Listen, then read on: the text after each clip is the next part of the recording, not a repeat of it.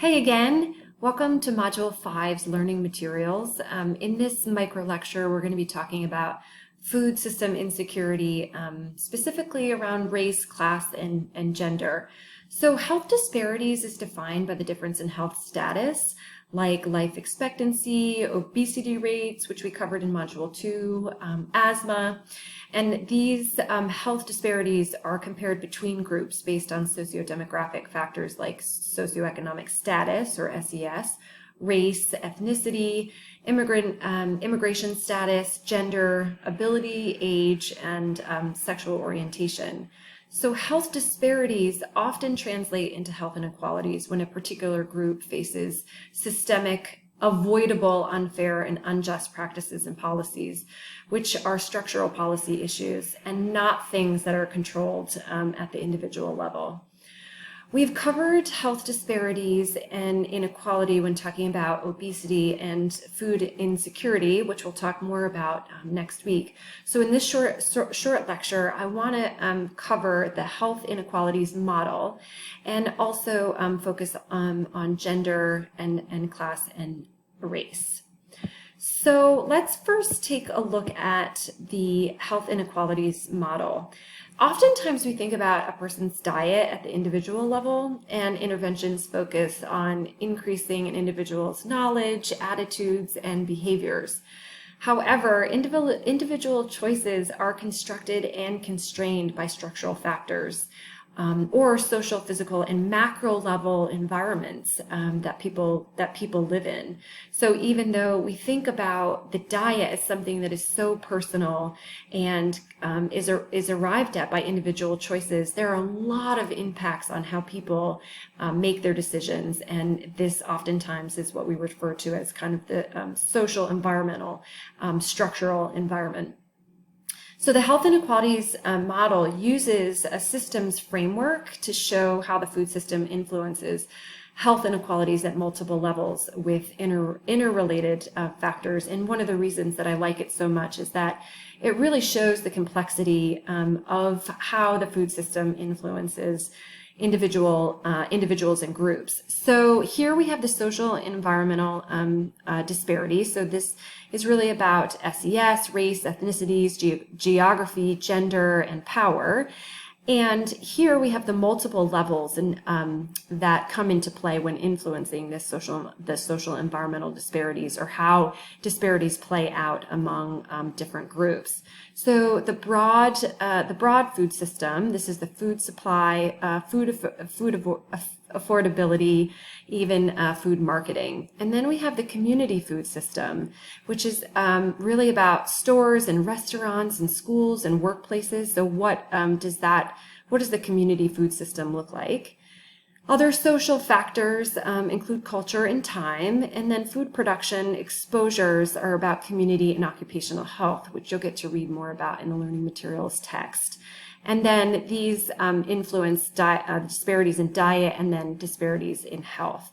So again, a nice kind of visual infographic to be able to see multiple levels and multiple factors interrelating on how the food system impacts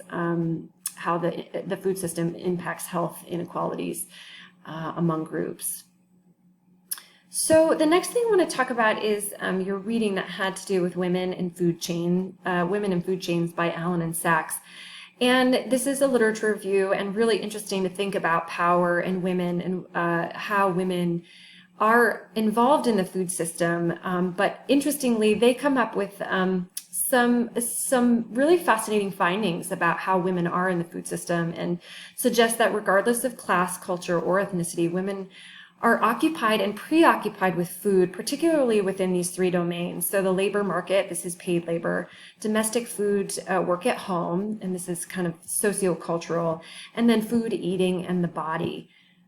So quickly, I wanted to delve a little bit deeper into some of these, domains. So the labor market, the food system, is highly gendered, as they say, from field to table, Women hold most service jobs statistically, and also women make up half of the world's farmers, according to the World Bank. Yet have very little decision-making power within the food system. There's a 2012 statistic that stated that in the United States, 14% of U.S. Farmers were owned by females. So interestingly, in the labor market, women are participating in the food system at a high rate. However, the literature suggests that women hold little power in decision making. So then, moving into the next domain, the domestic food work. They suggest that women build their identities and cultures and class positions through food work. And there's this debate about if domestic food work is a powerful position in terms of being a gatekeeper to what the family eats, for example, or if this is really a position of subordination to the other family members. So it's interesting to think about food work and food labor within the household and what that looks like in a gendered perspective. So then lastly, the body. We could probably do a lot more with the body and gender in this class, because certainly as public health professionals, thinking about diet or thinking about the body and things like anorexia or bulimia is certainly related to the food system and an unfortunate health outcome that's related to the food system.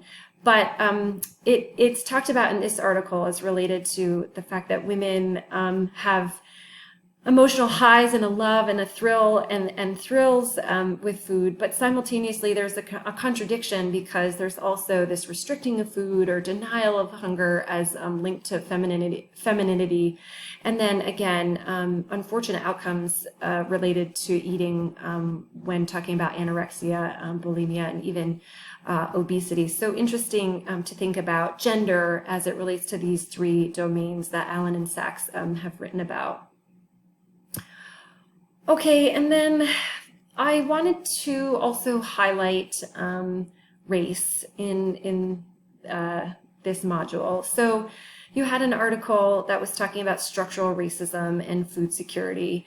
And in this article, it talks about the fact that Black and non-Hispanic Black groups have 2 times higher the rate of food insecurity compared to non-Hispanic white households. And again, we're going to look at the data next week in Module 6, but I think it's important when talking about inequality, food system inequality, that we address some of the roots that health disparities and inequalities are caused from, and that is structural racism, and that Black groups and people of color face food insecurity and obesity at higher rates. So this article also talks about, to address food insecurity, we really must face structural racism, like the wealth gap and our problem with incarceration. So, for example, white groups hold 13 times more wealth than Black African American groups, and this is again from a long history of systematic and structural racism in the United States. And then also African Americans are 5 times more likely than white groups to be incarcerated. So having a lack of equal access to education, to the economy, to housing, and then that coupled with in high rates of incarceration, this linking structural racism to food insecurity is something that is really important to highlight. So the authors also point to the fact that there's several promising solutions to addressing food insecurity in some ways. So that's connecting families to existing federal food nutrition safety nets like WIC and SNAP, increasing opportunities for employment, making sure that livable wages are accessible, and then also training healthcare providers to screen for food insecurity. So these solutions address food insecurity specifically. But again, I think it's important to highlight that to ultimately address food insecurity, we have to face the structural racism that groups of color face in the U.S. today. Now, speaking a little bit more broadly about public health interventions, I want to end this on talking about some of the interventions from the reading. So one intervention is that more food policy councils are created. So increasing the number of affordable, culturally appropriate food outlets by building coalitions and partnerships between city planners, neighborhood organizers, co-ops, and healthy food stores. So in towns and cities, really having food councils that can collaborate to make sure that there are healthy, equitable food environments. Also, another interesting thing that I think is important to highlight, and again, we'll talk a little bit more about it next week, is mental health advocacy. So we know that those who face food insecurity, for example, deal with higher rates of low self-worth, anxiety, and depression. So having this awareness and treatment for mental health, the mental health repercussions to food insecurity is also an important intervention.